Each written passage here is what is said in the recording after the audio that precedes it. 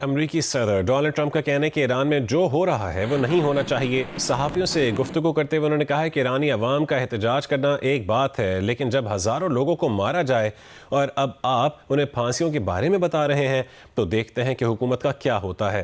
ایک اور بیان میں صدر ٹرمپ نے ایرانی عوام کو بھڑکاتے ہوئے کہا کہ وہ ڈٹے رہیں، مدد پہنچ رہی ہے۔ امریکی ٹی وی NBC کی رپورٹ میں کہا گیا ہے کہ اسرائیل اور عرب ممالک نے امریکہ پر زور دیا ہے کہ ایران پر فی الحال حملہ نہ کرے۔ اسرائیل اور عرب ممالک کا خیال ہے کہ ایرانی حکومت کو مزید کمزور کیا جائے۔ کچھ عرب حلقوں کو خدشہ ہے کہ فوری حملہ ایرانیوں کو متحد نہ کرتے۔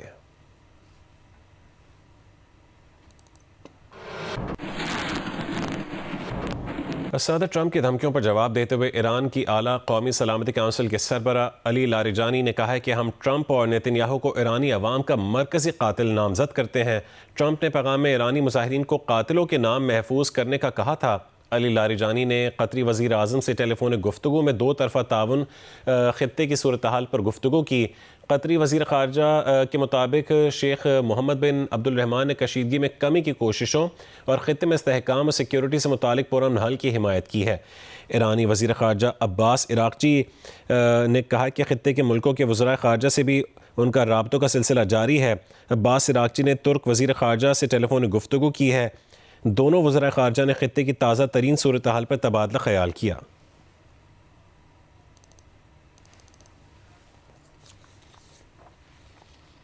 وزیر خزانہ محمد اورنگزیب نے کہا ہے کہ یہ سچ ہے کہ کچھ فرمز ملک سے جا رہی ہیں۔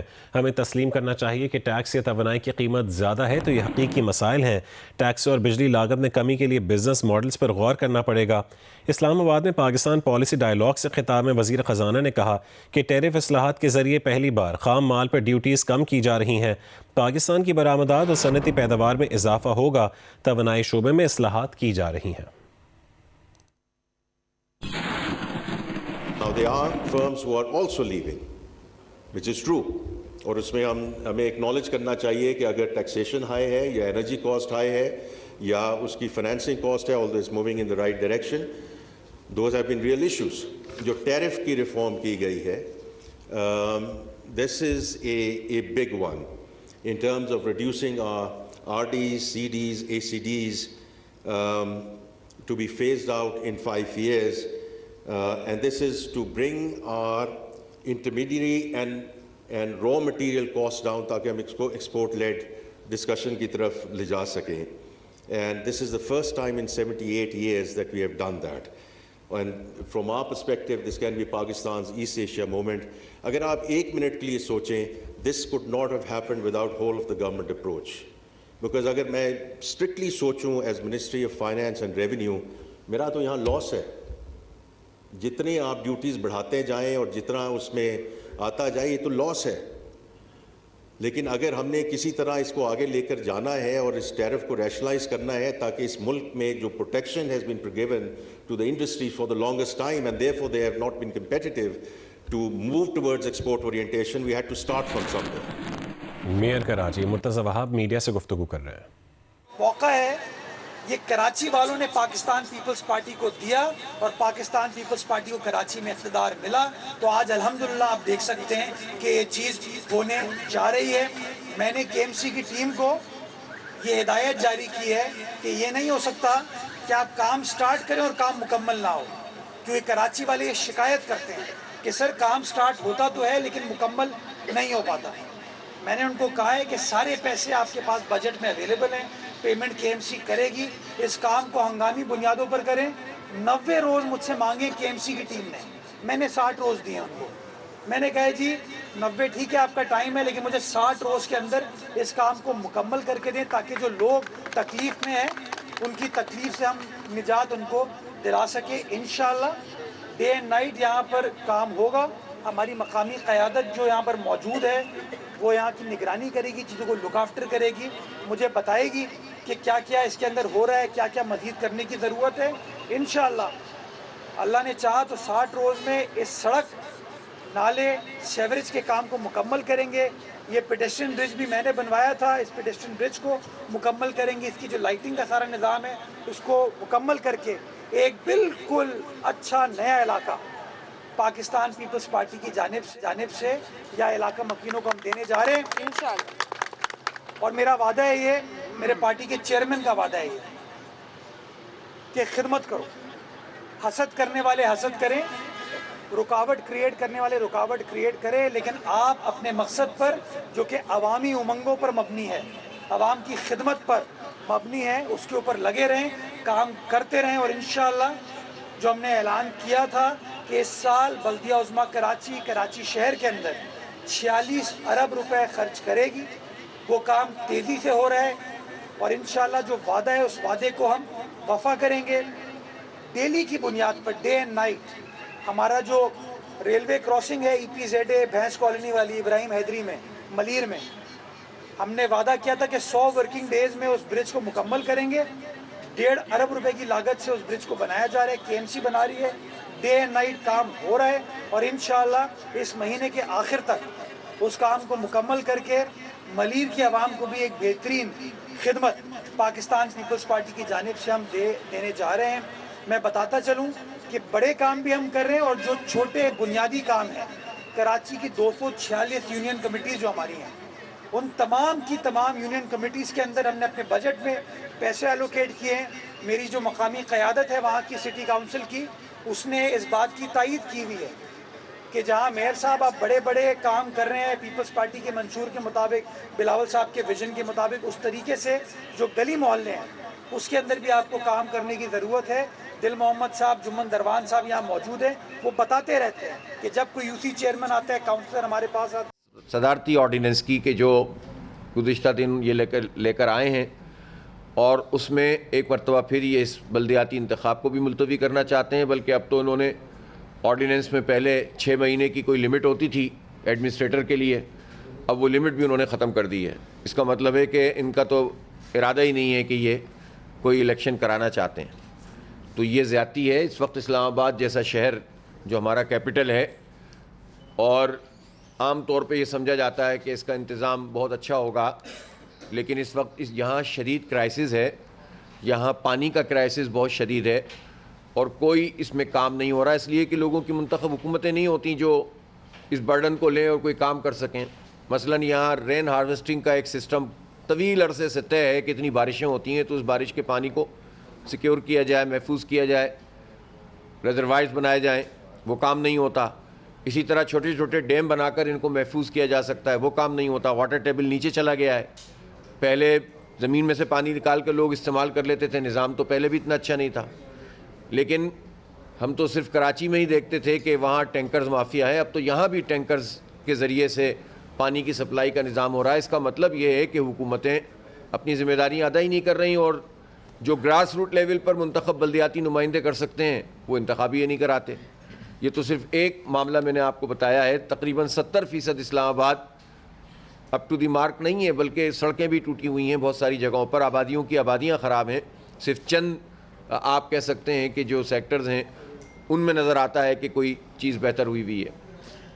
پھر جو اسلام آباد کا ایک بہت بڑا مسئلہ اس وقت ہے وہ یہ ہے جو جنگلات کی اور درختوں کی کٹائی ہوئی ہے, اور تقریباً 40-50 ہزار درخت انہوں نے کاٹ دیے ہیں.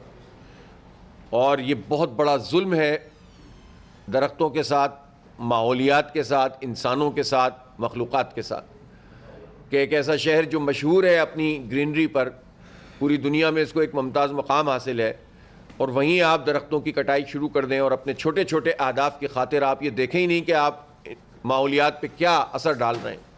اس لیے ہم نہ صرف یہ کہ اس کی شدید مذمت کرتے ہیں, بلکہ حکومت کو جواب دینا پڑے گا کہ کون اس کا رسپانسبل ہے, کون یہ کام کروا رہا ہے, اور کیوں کاٹے ہیں انہوں نے یہ درخت. یہ جو ظلم کیا ہے پوری ماحولیات کے ساتھ, یہ بہت بڑا ظلم ہے, اور یہ رک بھی نہیں رہے, آگے بڑھتے چلے جا رہے ہیں.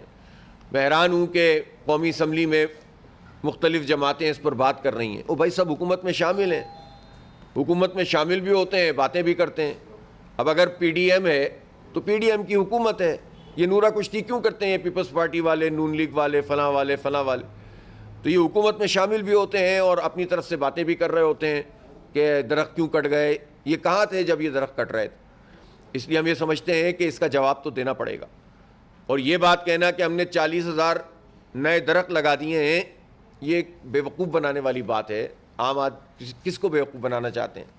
یہ درختوں کی کٹائی اور درختوں کے نئے درختوں کے لگانے کا عمل اس طرح سے ہوتا ہے کہ آپ پہلے سارے کاٹ دیں اور اس کے بعد چھوٹی چھوٹی ٹہنیاں لگا دیں, اور جس میں آپ کا ٹریک ریکارڈ یہ ہو کہ اگر گزشتہ 15 سے 20 سال جتنی کیمپین چلائی گئی ہیں درختوں کی, اسلام آباد میں ہی لینے چلیں, ان میں جتنے ہزار درخت انہوں نے اعلان کیے ہیں اور لگائے ہیں اس کا ڈیٹا لے لیجئے, اور جتنے محفوظ رہے ہیں اس کا ڈیٹا لے لیجئے, پتہ چل جائے گا کہ کیا ہوتا ہے. 5% درخت بھی یہ بچا نہیں پاتے, محفوظ نہیں کر پاتے.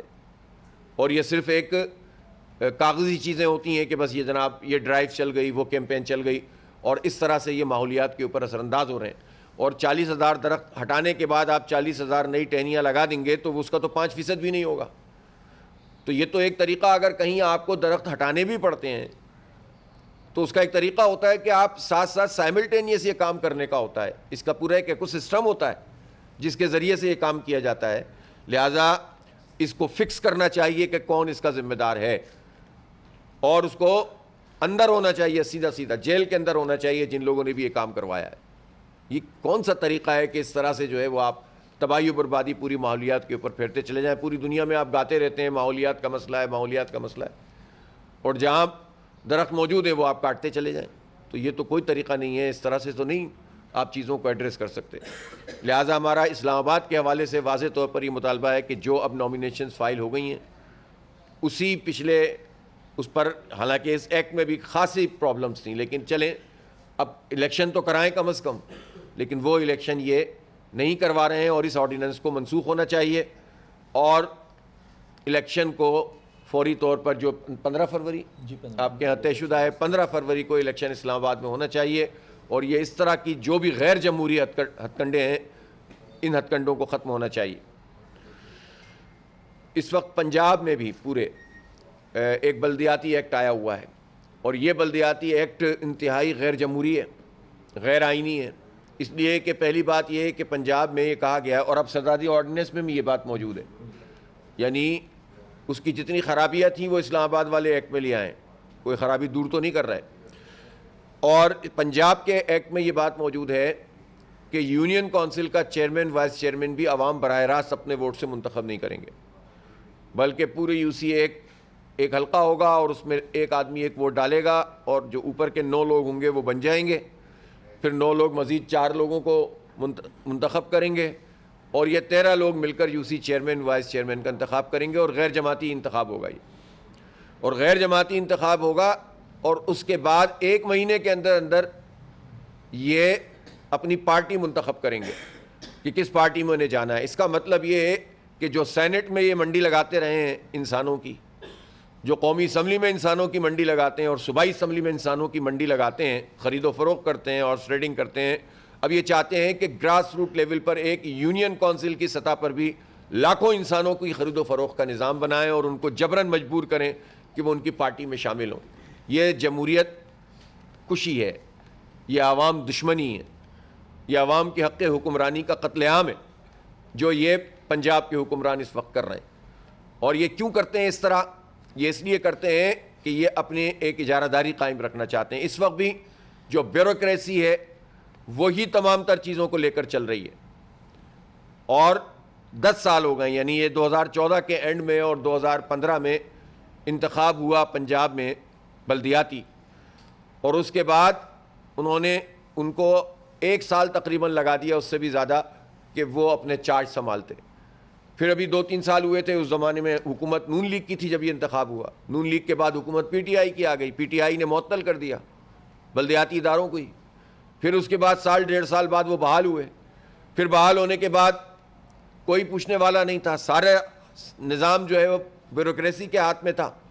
اور پھر اس کے بعد جب اس کی مدت ختم ہوئی ہے تو جب سے لے کر 3-4 سال ہو گئے ہیں یہ بلدیاتی انتخاب انہوں نے نہیں کروایا ہے. ایک لاتے ہیں, پروسیڈنگ شروع ہوتی ہے, ڈیلیمیٹیشن ہونے لگتی ہے, پھر دوسرا ایکٹ لے آتے ہیں, پھر تیسرا لے آتے ہیں, اور اس طرح یہ ٹالے چلے جا رہے ہیں. انہیں اپنی شکست نظر آ رہی ہوتی ہے, اور یہ سمجھ رہے ہوتے ہیں کہ جتنے بھی ہتھ کنڈے استعمال کر لیں عوام میں ایک رد عمل پیدا ہوگا.